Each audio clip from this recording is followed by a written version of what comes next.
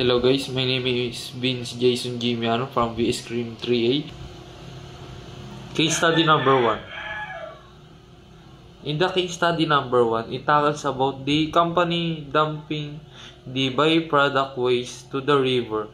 And the report said that many people have illnesses in the nearing river. And the law that similar to that is the Republic Act 9275 or the Philippine Clean Water Act of 2004. And the ethical of that is the company must reassure the people that the byproduct waste coming from the manufactory is a safe to the people and to the environment, so that the people will have the assurance of it. Case study number 2. The case study number 2, it tackles about the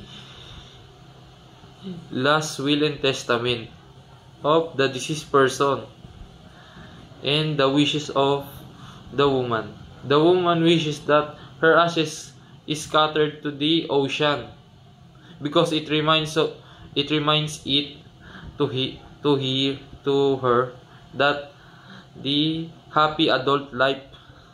And the mother-in-law surprisingly did not fulfill the wish, and it buries near from the house. And the law that similar to that is the Article 783 of the Republic Act number 386, otherwise known as the Civil Law Code of the Philippines. Case study number 3.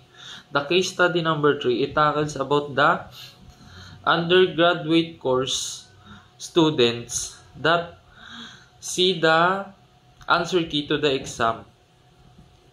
And the ethics of that is the student download the answer without the permission of the teacher, because the teacher is accidentally download or post the file of the test with the answer, and the student became greedy and download it so that the test will be easy to them. And the law that similar to that is Republic Act 9416 or Section 5, unauthorized possession. Case study number 4. It talks about the sexual harassment of the senior executive to the employee of the company. And the senior executive is a powerful person to the company. Because of that, the company helped the senior executive to settle this problem in terms of money.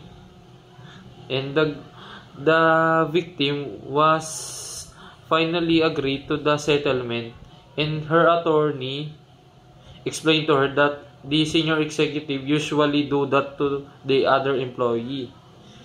And the law that similar to that is the Republic Act 7877 or an act declaring sexual harassment unlawful in the employment or education or training environment and for other purposes. Case study number 5, or the last one. The case study number 5, it tackles about the bribery and corruption inside the government and the visa approval of the foreign national that wants to live here in the country. And the corruption starts in the approval of the visa, because of it take time to approve the visa. The foreigner or some foreigner is giving money to the employee of the government to give it a faster approval. And because of that, it gives a corruption.